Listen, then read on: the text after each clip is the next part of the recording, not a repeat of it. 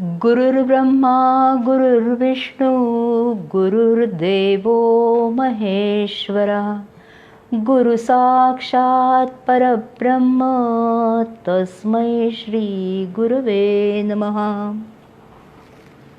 आपण सर्वजण एकचित्त होऊन सद्गुरूंची मानसपूजा करूया. चला जाऊया आपण बदलापूरला कृष्णकुटीरमध्ये. ताई सद्गुरू कृष्णरूप बनुनी बदलापुरी राहती. आम्ही दूर जरी सदैव स्मरतो त्यांच्या पवित्र स्मृती. आलो मानस पूजनास करण्या भूमीसही वंदना. स्मरणी राहून बोध नित्य जगू दे कृष्णास ही प्रार्थना. ओम नमो भगवते वासुदेवाय. ओम महान शक्ती देवताय नमः. सद्गुरुनाथ महाराज की जय. परब्रह्म श्रीकृष्णाला, माता विश्वजननीला आणि सर्व गुरुपरंपरेला मी नमस्कार करते. आणि माझ्या गुरुमाऊलींना मी प्रार्थना करते की आज आम्ही इथे तुमच्या लीला चरित्राचं संकीर्तन तुमच्याच कृपेने करत आहोत. आपण इथे आशीर्वाद देण्यासाठी कृपया या. चातुर्मासाच्या निमित्ताने आषाढी कार्तिकी महामंडळाने ओळख संतांची या कार्यक्रमाचं आयोजन केलेलं आहे. त्यातलं आज 150वं पुष्प आहे. आजपर्यंत भारतभरातल्या अनेक संतांची चरित्र, त्यांची शिकवणूक, त्यांची माहिती आपण करून घेतली आहे. आज माझ्या सद्गुरू संतस्वरूप कृष्णभक्त परमपूज्य लीलाताई कर्वे, की ज्यांनी आमच्यासारख्या अनेक भक्तांच्या मनात कृष्णभक्तीचं बीज आमच्याही नकळत रुजवलं, फुलवलं आणि आम्हाला या भक्तिमार्गाचे यात्रिक करून घेतलं. त्यांच्या काही आठवणी, लीला प्रसंग मी आपल्यासमोर मांडण्याचा प्रयत्न करणार आहे. खरं तर हे अगदी आकाशाला गवसणी घालण्यासारखं आहे. पण आपल्याला माहिती आहे ना की त्या चिमुकल्या काजव्याला पण वाटत असतं की माझ्या त्या इवलूशा प्रकाशात मी अवकाशाचा एखादा कण तरी कवेत घेण्याचा प्रयत्न करावा. तसं माझं झालं आहे. त्यामुळे हे मांडताना जे जे उत्तम, उदात्त, उत्तुंग आहे तो माझ्या गुरुमौलींचा प्रसाद आहे. आणि आपल्यासारख्या ज्येष्ठ आणि श्रेष्ठ साधकांना जर कुठे अपूर्णता जाणवली तर ती मात्र निव्वळ आणि निव्वळ माझ्या आकलनाची, विचारांची, जाणीवांची आहे हे समजून प्रथम मी आपली आणि गुरुमौलींची क्षमा मागते. आषाढी कार्तिकी वारी महामंडळ जबलपूर यांचे सर्व सन्माननीय पदाधिकारी, सभासद आणि आदरणीय संतोष काका गोडबोले यांचे मी अंतःकरणापासून आभार मानते. अंतःकरणापासून मात्र मुद्दामनच मी म्हणते आहे. कारण माझं जे आनंद निधान आहे ना, तर त्याबद्दल बोलायची आज मला ह्या मंडळाने संधी दिली. त्यामुळे तुमचे अंतःकरणापासून आभार. आपण बघतो सर्वच संतांच्या चरित्रात त्यांचे अनेक आत्मसाक्षात्कारी अनुभव असतात. आपल्या दृष्टीने खरं तर ते चमत्कारासारखे असल्याने आपल्याला त्याच्याबद्दल अतिशय कुतूहल पण असतं. तसं माझं पण झालं. ताईंबद्दल इतकं ठिकठिकाणाहून कानावर येत होतं. अगं, कृष्ण त्यांच्याशी बोलतो, अगदी आपल्या घरगुती अडचणींवरचे उपाय पण त्या सांगतात. आणि कमाल म्हणजे तसंच घडतंही. ते उपायसुद्धा इतके साधे सोपे, आपल्याला सहज करता येण्यासारखे असतात ना, याच्याबद्दल जर त्यांना विचारलंच ना, तर त्यामागचं रहस्य सांगताना त्या सांगतात, कृष्णाला ना तुमचा फक्त भाव पाहिजे आहे. इथे येताना तुम्ही 2 हात आणि मस्तक एवढंच घेऊन या. त्याला श्रद्धेची फुलं वाहा आणि भावनेचा प्रसाद द्या. संपूर्ण समर्पण भाव बाळगा आणि त्याच्या कृपेचा अनुभव घ्या. इतकं साधं सोपं सरळ हे आहे. आजच्या आईसाहेब, ताईसाहेब, बाबा, महाराज, त्यांचे ते दरबार, तिथलं ते गूढ वातावरण, मंद लाईट्स, अशा या सगळ्या दुनियेत हे काय वेगळंच शुद्ध आणि सात्विकतेचा गंध असलेलं आणि ज्याचं साम्य थेट रामकृष्ण परमहंसांकडे जाईल असं असलेलं काय हे आहे विलक्षण. 20व्या शतकात सुद्धा आपल्याला ही गोष्ट पाहायला मिळते, अनुभवायला मिळणार आहे. म्हणून त्या अपार उत्सुकतेपोटी आम्ही 2-3 बदलापूरला गेलो. सकाळी 9:15चा सुमार असेल. आम्ही कृष्णकुटीरमध्ये पोचलो. मला तर वाटलं होतं एखादं मंदिर असेल, पण ते मंदिर नव्हतं, कर्वे कुटुंबियांचं घर होतं.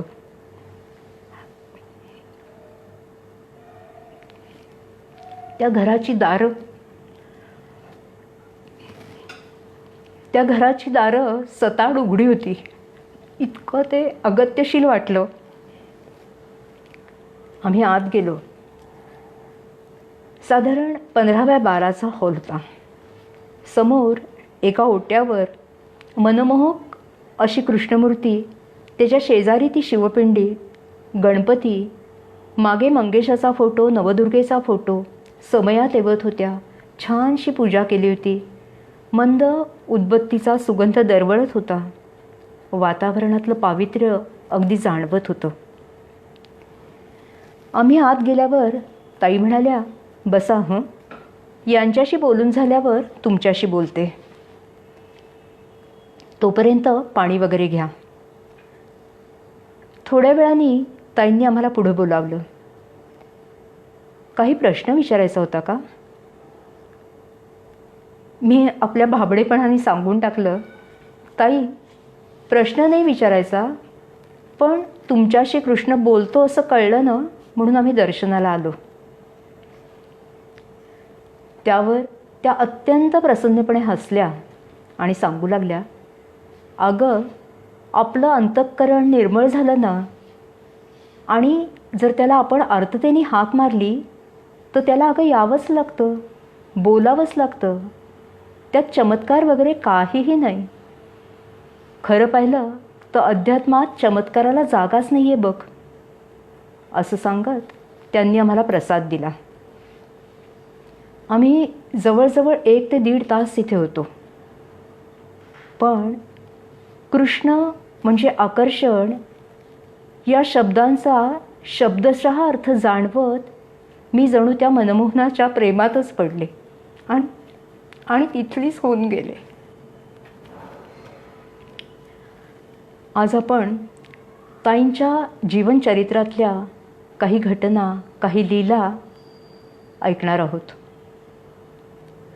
खरं म्हणजे तो प्रवास म्हणजे लहानग्या लीला किंवा बायापासून कृष्णसखी आणि पुढे साक्षात विश्वजननी बनलेल्या ताईंच्या जीवनप्रवासातल्या अनेक साक्षात्कारी घटना आहेत. ताईंचा जन्म गोव्यातल्या मंगेशी या तीर्थस्थानी 29 मे 1934 रोजी झाला आणि त्यांनी दिल्ली इथे विश्वजननी प्रतिष्ठापना करून 10 फेब्रुवारी 2003ला ध्यानात समाधी घेतली आहे. असा एकंदर 69 वर्षाचा हा पुरा कालखंड आहे. तो जर बघितला तर साधारणपणे त्याची आपण 3 भागात विभागणी करू शकू. पहिला म्हणजे ताईंचा जन्म, बालपण, शिक्षण, नोकरी, प्रपंच ते पार बाबांचं कृष्णचरणी विलीन होणं, असा हा पहिला काळ आहे. पुढे दुसरा भाग म्हणजे पूर्णपणे उपासनेचा, तपश्चर्येचा काळ आहे. ताई नेहमी सांगायच्या की कृष्णाने मला घडवलं आहे. तो त्या घडवणुकीचा काळ आहे. त्या काळात अनेक घटना घडल्या आहेत. अनेक साक्षात्कारी अनुभव कृष्णाने दिलेत. पण ताईंबरोबर कृष्णाने भक्तांच्याकडून पण त्याच्या काय अपेक्षा आहेत हे सांगत भक्तांनाही काही शिकवणूक, बंधनं पाळायला सांगितलेत, उपासना काही दिलेत. आणि तिसरा कालखंड म्हणजे जणू ह्या सगळ्याचा कळसाध्याय आहे. कृष्णाने त्यांना विश्वजननी पद बहाल करण्याची वेळ जवळ आली आहे. सगळ्यालाच खूप परिपक्वता आलेली असल्याचा असा तो काळ आहे. आणि ताईंच्या समाधीचा पण क्षण आहे. आज आपण त्यातल्या काही ठळक घटना पाहूया.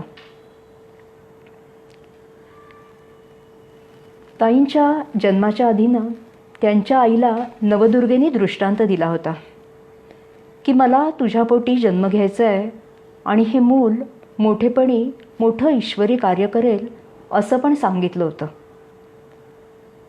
ताई केवळ 8 वर्षाच्या असताना नवदुर्गेनी ताईंना दृष्टांत दिला आणि सांगितलं, आजपासून तुझी पूर्ण जबाबदारी माझी, मलाच तू आई मान. यानंतर थोडे दिवसांनी एक कौतुक घडलं आहे. लहानग्या लीलाला साक्षात श्रीकृष्णांनी तेजरूपात अगदी भर दिवसा दर्शन दिलं आहे आणि आपला प्रसाद म्हणून आपल्या पाऊलखुणाही दिल्या आहेत. ज्या पाटावर तो तेजगोळ टेकला तिथे कृष्णाचं एक पूर्ण पाऊल, एक पूर्ण आणि दुसरं अर्ध टेकवलेलं, किंचित उचललेलं असं उमटलं होतं. या दर्शनानंतर मात्र लीलाचं भावविश्व पूर्णपणे बदलून गेलं. ताईंचं 7वी पर्यंतचं शिक्षण मंगेशीत झालं आहे. पुढील शिक्षणासाठी ताई बेळगावमध्ये गेल्या. बेळगावमध्ये मात्र अनेक लोकांच्या असं अनुभवास आलं की या लीलांनी प्रार्थना केली ना तर ते तसंच घडतं. कधीकधी ते जर काम होण्यासारखं नसेल तर उत्तरही ती तसंच देते आणि त्याप्रमाणे त्या कामात अनेक अडचणी पण येतात. अशामुळे लोकांचा हळूहळू लीलावर आणि तिच्याकडे असलेल्या ईश्वरी शक्तीवर विश्वास बसू लागला. लोक वैयक्तिक प्रश्न विचारायला येऊ लागले. तेव्हा ताई गावोगावी जाऊन गीतेच्या पुस्तकांचं वाटप आणि त्या निमित्ताने गीतेचा प्रचार आणि प्रसार असंही करायच्या. एकंदरीत ताईंच्या कृष्ण सेवेला आणि कार्याला सुरुवात झाली होती. त्या काळात ताईंचं जपजाप्य, ध्यानधारणा असं पण करणं सुरू झालं होतं. पुढे ताई अवघ्या 17 वर्षाच्या असताना एके दिवशी कृष्णाने त्यांना ध्यानात त्याच्या ओंकार रूपाचं दर्शन दिलं आणि ताईंना सांगितलं, ताई हे माझं मूळ रूप आहे. ताई आज तुला मी ताई म्हटलं अशी हाक मारली ना म्हणून पुढच्या आयुष्यात माझे भक्तही तुला ताईच म्हणतील. तुला माझं खूप मोठं कार्य करायचं आहे. जगभर फिरून तुला कार्य करायला लागणार आहे आणि त्याची सुरुवात 90 साली तुला मी अमेरिकेत नेऊन करणार आहे. पण ताई या सगळ्यासाठी तुझ्याकडून मात्र मला एक वचन पाहिजे आहे. कृष्णा काय म्हणतोयस, काय सांगू, काय वचन देऊ तुला. ताई तू माझा शब्द तंतोतंत पाळशील असं मला तुझ्याकडून वचन हवं आहे. काय कौतुक आहे. ही 17 वर्षाची कोवळी पोर, पण तिने तत्क्षणी उत्तर दिलं आहे कृष्णाला, कृष्णा आयुष्यभर मी तुझा शब्द तंतोतंत पाळीन. भले मला माझ्या जीवाची बाजी लावायला लागली तरी चालेल, पण मी तुझा शब्द कधी पडू देणार नाही, कधी वाया जाऊ देणार नाही. आणि कौतुकाचा भाग असा आहे की ताईंनी अगदी शेवटच्या श्वासापर्यंत हा शब्द अत्यंत कसोशीने पाळला आहे.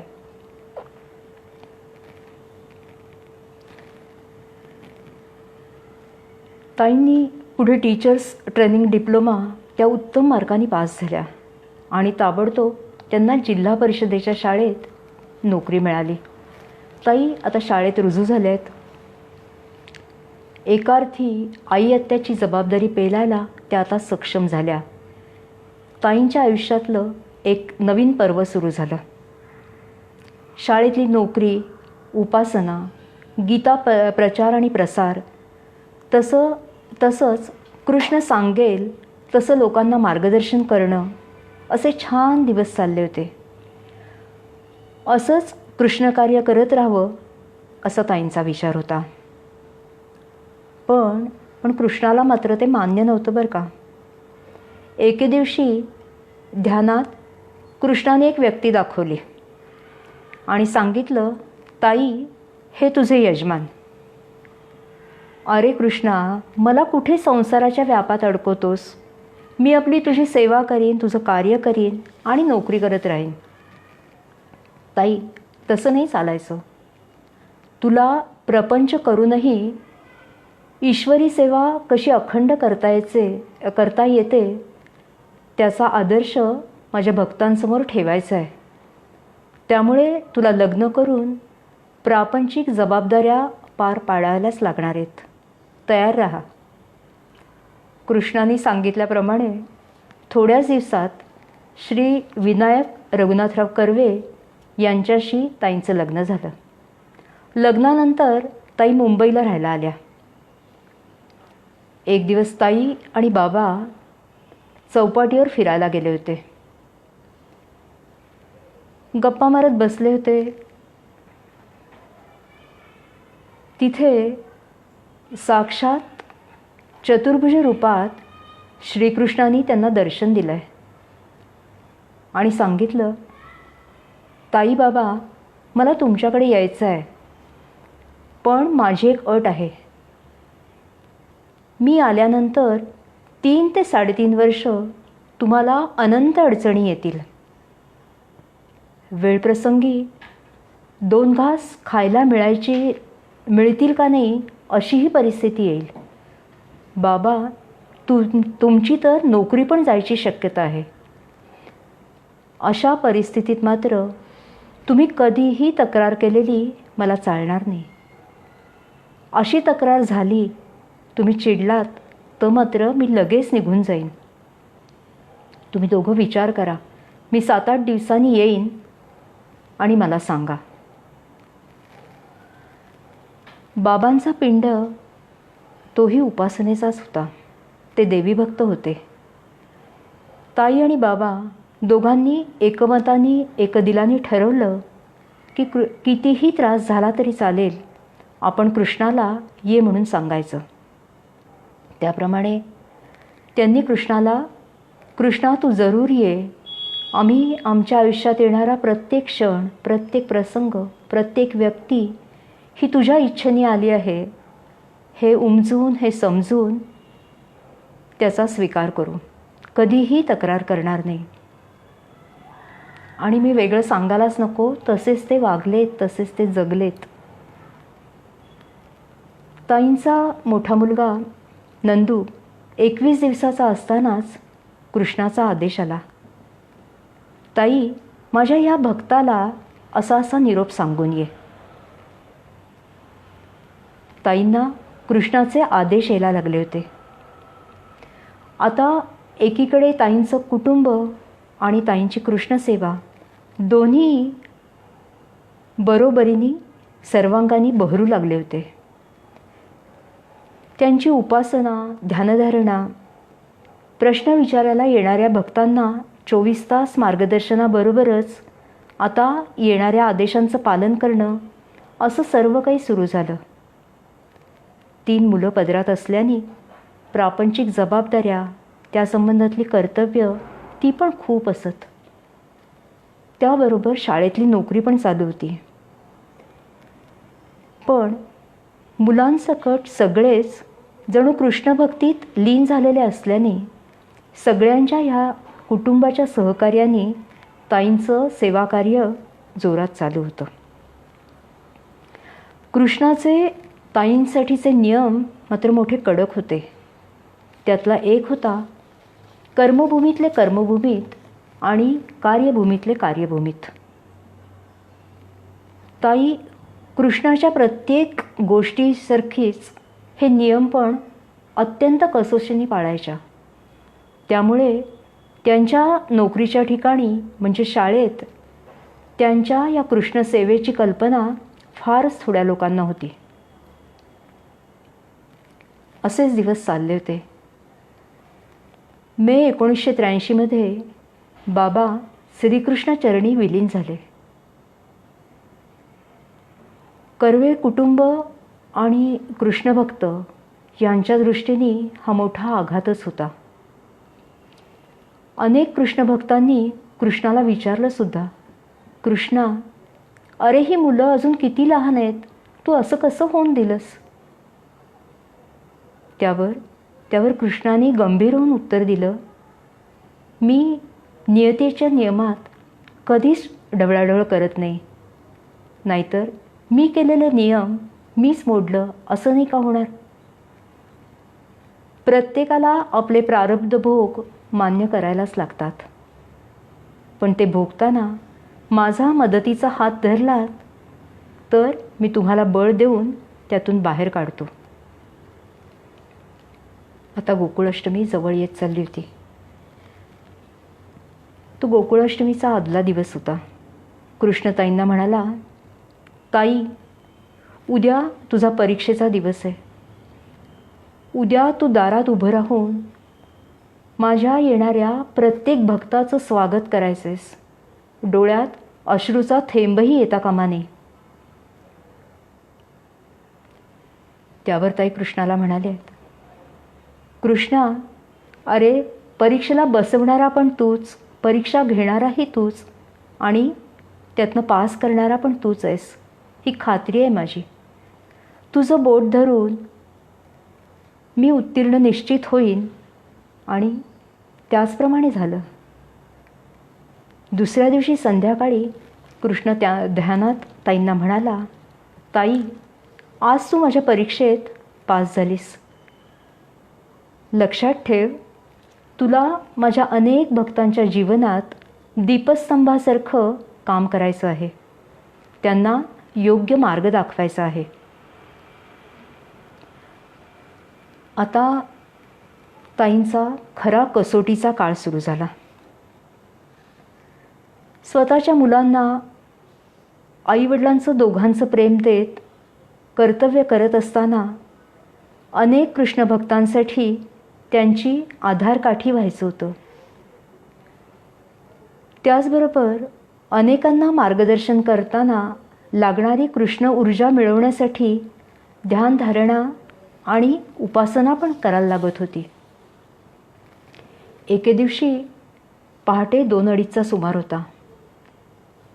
ताईंना अचानक जाग आली आणि कानावर आई आई अशा कोणीतरी मारलेल्या हाका ऐकू आल्या. त्यांनी डोळे उघडून बघितलं तर 20-22 वर्षाच्या तरुणाच्या रूपात पितांबरधारी कृष्ण समोर उभा होता. विलक्षण तेजाने निथळत होता, तळपत होता. त्यांनी सांगितलं, आई, डोळे मिटलेस तरी चालेल, मी तुझ्या हृदयात स्थित आहे. आज तुझ्यातली मातृशक्ती जागृत झाली आहे आणि तेच मी तुला सांगायला आलो आहे. आता तुझी विश्वजननी होण्याकडे वाटचाल सुरू झाली आहे. यापुढे तुझ्या 3च नाहीत तर माझ्या अनेक ज्ञात आणि अज्ञात भक्तांसाठी आईच्या मायेने तुला मार्गदर्शन करायचं आहे. ताईंनी ते माऊलीपण कायमच जपलं. अगदी शेवटी विश्वजननी होऊनच त्या कृष्णचरणी विलीन झाल्या आहेत. कृष्णाने आता ताईंना सांगितलं, ताई, आजपर्यंत 2 तप बहिर्मुख होऊन आपण कार्य केलं. ते सगळं व्यक्तिगत पातळीवरचं होतं. आता मात्र सामुदायिक कार्याची आवश्यकता आहे आणि ते बहिर्मुख न राहता अंतर्मुख होऊन करायला हवं आहे. या कार्याचा ओघ सतत टिकावा, त्याला बळकटी यावी म्हणून धैर्य, नम्रता, उदारता, त्याग, भावनाशीलता या गुणांची अत्यंत आवश्यकता आहे आणि ह्या सगळ्यासाठी ध्यानाची गरज आहे. आता पूर्ण वर्षभर मी लोकांना बोलून मार्गदर्शन करणार नाही. तो सर्व वेळ ताई तू ध्यानासाठी दे आणि त्यानंतरच्या काळातही वैयक्तिक मार्गदर्शन मी फक्त सकाळी करेन. संध्याकाळी तू निराकार ध्यान कर. आता ताईंच्या ध्यानाच्या वेळा, ध्यानाचे प्रकार आणि ध्यानाची ठिकाणं या सगळ्यात वाढ होत गेली. 92 साली ताई रिटायर पण झाल्या. रिटायर झाल्यानंतर तर सतत 3-3 दिवस, 7-7 दिवस सलग ध्यान, अखंड ध्यान, 15 दिवसाचं उंबरठाही न ओलांडता केलेलं ध्यान, रात्रभर कर्पूर होम करत केलेलं ध्यान, अनेक भक्तांच्या घरी जाऊन केलेलं ध्यान, अनेक ठिकाणांना, अनेक स्थळांना ऊर्जित करण्यासाठी तिथे जाऊन केलेलं ध्यान किंवा नजर फिरवून केलेलं ध्यान, असे ध्यानाचे अनंत प्रकार सुरू झाले. ताईंसाठी आता एक नवा नियम कृष्णाने सांगितला. कोणाच्याही बद्दल काहीही बोलायचं नाही, कोणाला आपणहून काही विचारायचंही नाही, सांगायचं पण नाही. कृष्ण भक्तांबरोबरच घरातल्या मुलांसाठी पण हे नियम पाळायचे.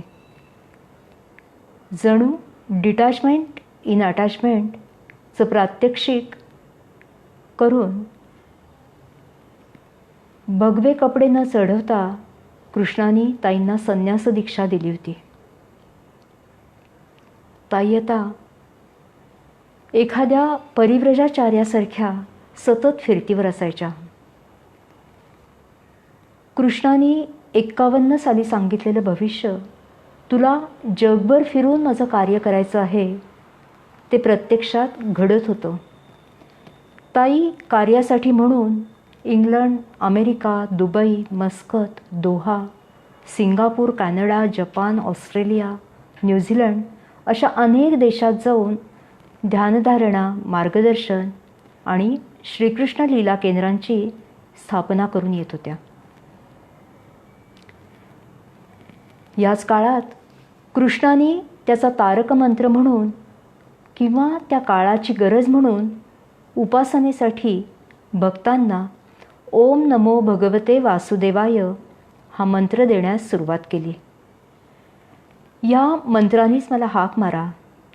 हा मंत्र म्हणजे तुमच्यातला ओंकार आणि मी याच्यातला पूल आहे.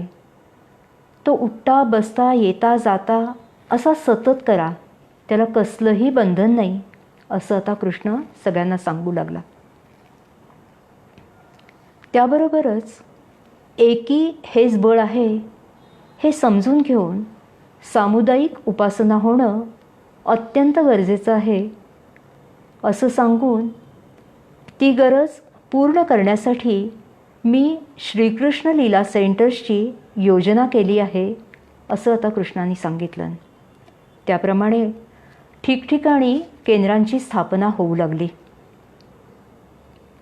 अशात आता कृष्ण सांगू लागला की 2005 साल हे विश्वाच्या दृष्टीने अत्यंत क्रांतिकारक ठरणार आहे.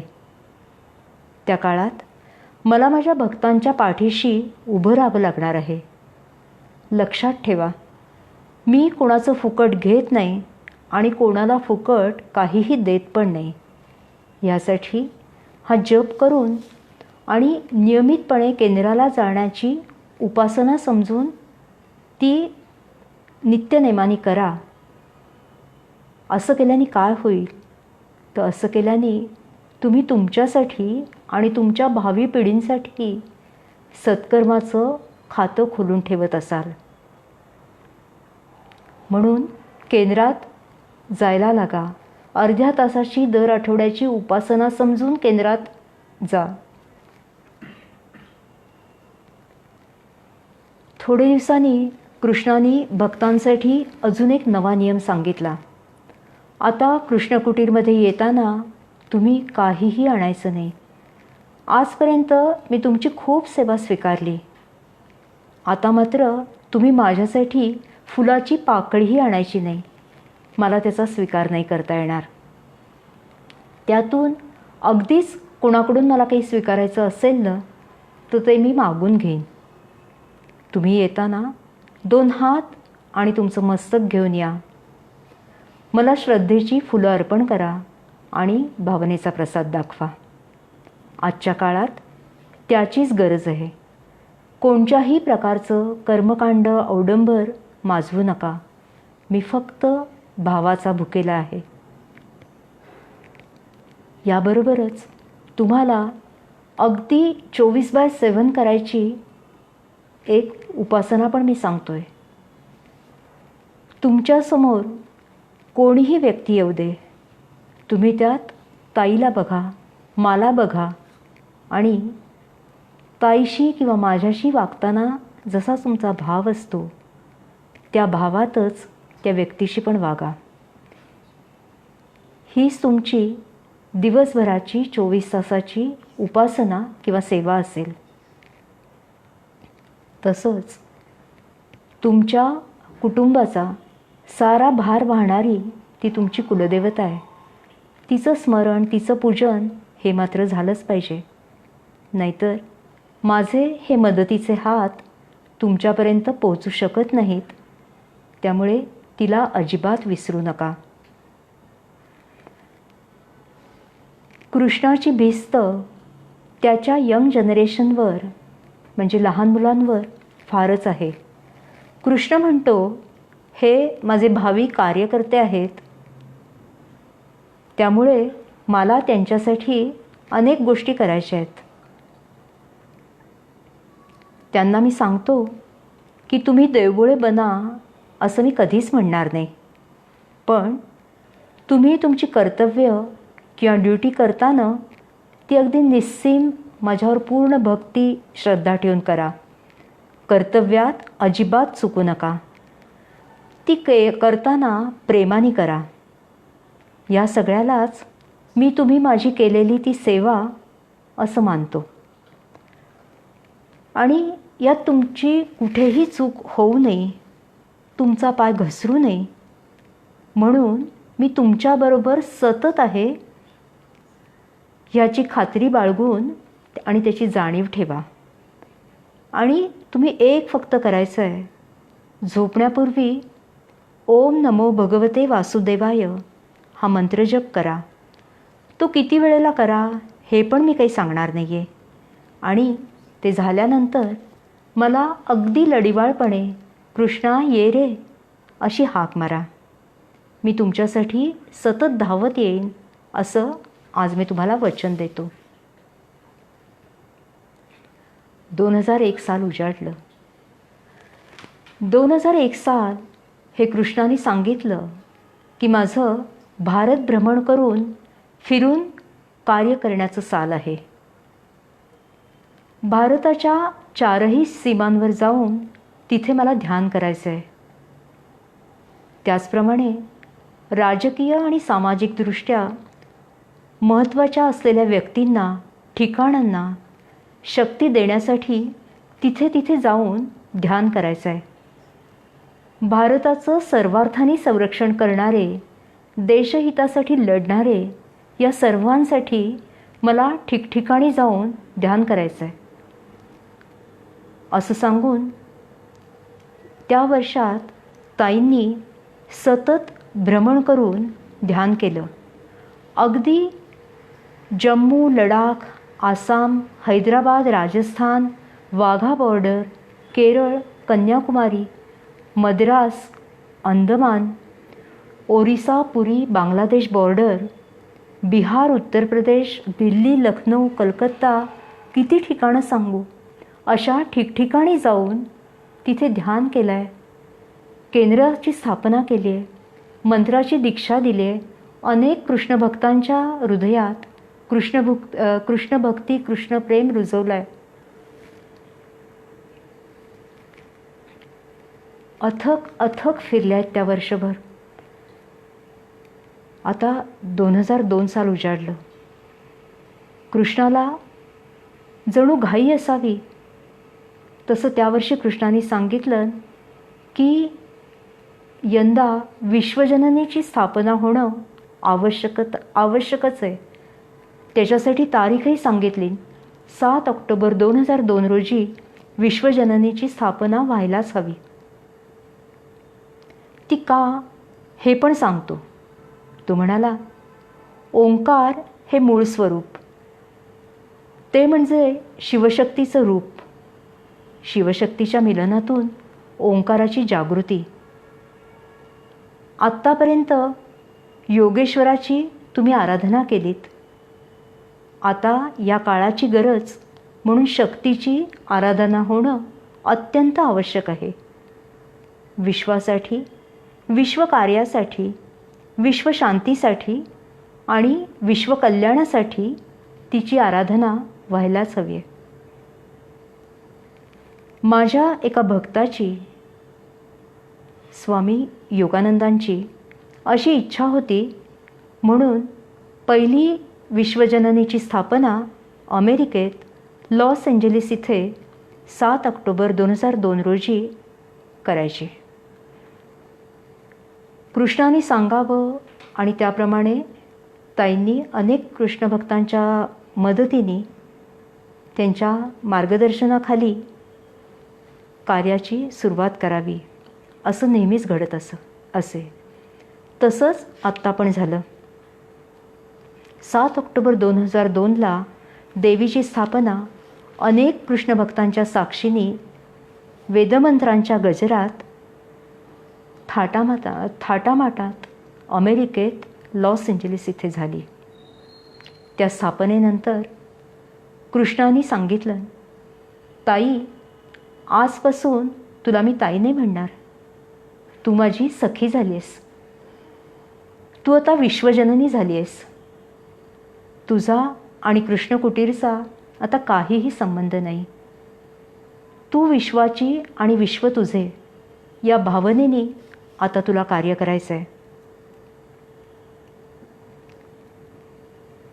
कृष्णाने एकंदरीत 9 ठिकाणी विश्वजननीची स्थापना करायची असं सांगितलं आहे. त्यापैकी 8 ठिकाणी या स्थापना झाल्या आहेत. आता फक्त राहिली आहे ती कतारमध्ये दोहा इथे स्थापना करायची राहिली आहे. सध्या तरी त्या देशात मूर्तिपूजेला परवानगी नसल्याने अजून स्थापना झालेली नाही. पण कृष्णाने ते सांगितलं आहे म्हणजे आज नाही पण भविष्यकाळात ती घटना निश्चित घडणार अशी सगळ्या कृष्णभक्तांना खात्रीच आहे. दुसऱ्या विश्वजननीची स्थापना 8 फेब्रुवारी 2003ला दिल्ली इथे मिलिटरी एरियात झाली. तोही सोहळा अनेक कृष्णभक्तांच्या सहाय्याने ताईंच्या हस्ते अत्यंत थाटामाटात साजरा झाला. कृष्णाने या स्थापनेसाठी ताईंना 3 दिवस ध्यान करायला सांगितलं होतं. ताईंनी सगळ्यांना सांगितलं की आता 10 तारखेला 10 वाजेपर्यंत माझं ध्यान असणार आहे, मला कोणीही उठवू नका. जणू कृष्णाने सगळ्या भक्तांना बेसावत ठेवत विश्वजननी रूपी ताईंना त्या दिवशी पहाटे आपल्यात सामावून घेतलं. ताईंनी त्या दिवशी ध्यानसमाधी घेतली. सर्व भक्तांवर दुःखाचा डोंगरच कोसळला. असं काही घडेल असं स्वप्नातही कोणाला वाटलं नव्हतं. अजून पुढच्या सगळ्या विश्वजननींची स्थापना व्हायची होती. ताईंना ध्यानासाठी केंद्र उघडण्यासाठी कितीतरी ठिकाणी जायचं होतं असं कृष्णानेच खरं तर सांगितलं होतं. अगदी आसाम मिझोरामपासून ते चीन रशियापर्यंत जायचं होतं. ते सगळं अर्धवट ठेवून कृष्णाने त्यांना का बरं आपल्यात सामावून घेतलं? भक्तांनी अशी समजूत करून घेतली की देहाच्या मर्यादांपलीकडे जाऊन त्यांनी कार्य करण्याची या काळाची गरज होती. असं म्हणतात ना की संतांनी देह ठेवल्यावर त्यांच्या कार्याची व्याप्ती अजूनच वाढते. सूक्ष्मातून चाललेल्या त्यांच्या अखंड सेवेचा कार्याचा अनुभव कितीतरी ज्ञात आणि अज्ञात भक्त आजही घेत आहेत. आज कोणी कोणी विचारतात, आता मग कृष्णकुटीरमध्ये गादीवर कोण आम्हाला मार्गदर्शन करणार?